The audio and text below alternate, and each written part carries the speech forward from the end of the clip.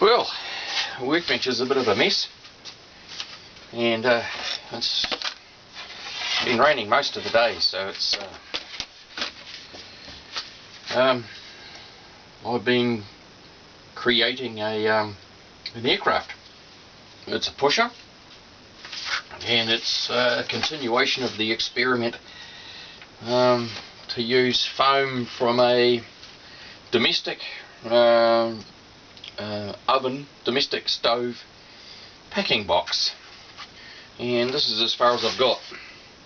The whole thing, apart from the tailplane, which is foam board, is made from polystyrene from a stove box. We'll just take the wing off. Rubber band, held on with rubber bands, it's the easiest thing to do. Here's the wing, and just put the fuselage to one side for the moment. Okay, this is the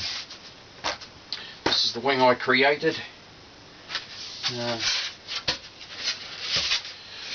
I started with my stock pieces, and then I carved the profile out of it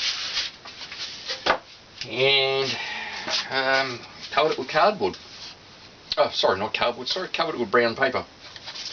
I've set 2 servos, one into each side of the wing, and reinforced it with fiberglass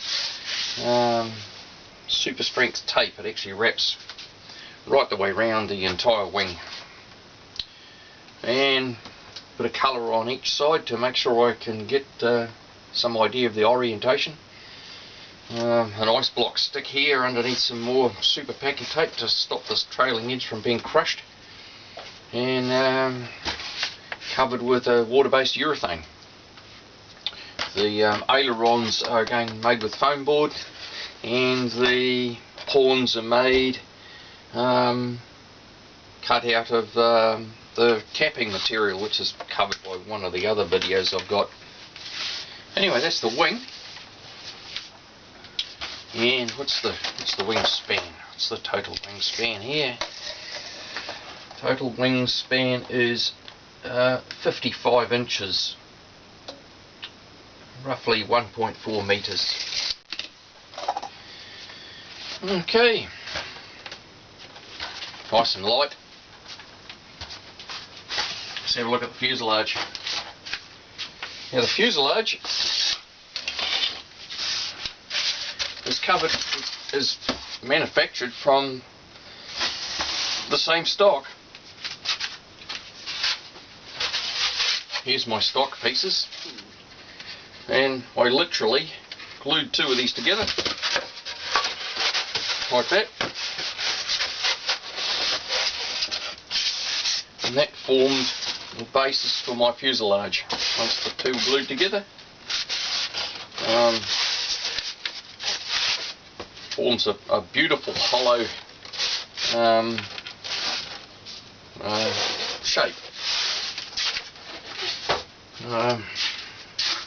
I've cut it down, obviously, lifted the tail up, made the tail out of foam board, held with hot glue. I've got controls down the back, the 2 servos for the rudder and elevator I haven't connected yet. There's one, there's the other. The battery will go in the front hatch under here. There's the servos for those. I haven't got a speed control or receiver for this aircraft yet. And I made a pod by gluing a piece of plywood into here. I made a pod on the back here for the motor. There's enough clearance for there. I could probably get a, what's that? That's a 7x4. I could probably just get a 7x4 onto there.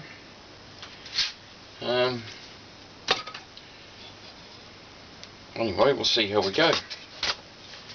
And that's it. I used a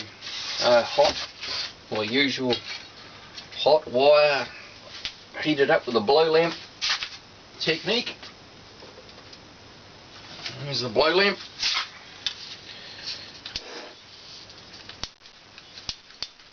I'm going to go now, never mind. Heat the hot wire up in the blow lamp, and you can carve away down in here and remove the extra material need to remove.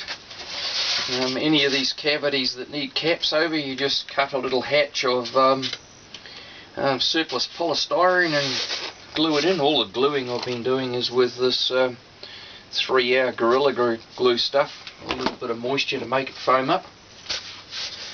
Now this fuselage I will cover with super strength packing tape. It's packing tape with fiberglass inside it, and that will give it a little bit of strength. I'm actually quite surprised at how rigid the whole thing is anyway, considering it's just polystyrene. Anyway, as soon as I've got a speed control and a receiver for this, I'll take it out and give it a fly. With a little bit of luck, you'll see a video on it. Now, I must thank Andrew Newton for the idea of doing this. Andrew built an aircraft called a Boxler, and if I remember, I'll put a link in the video. Andrew Newton's site is really good because he's another one that's tinkering with aeroplanes. Yeah, anyway, you guys know how this works. Like, share, subscribe, and I'll spot you later. Have a great day. Bye for now.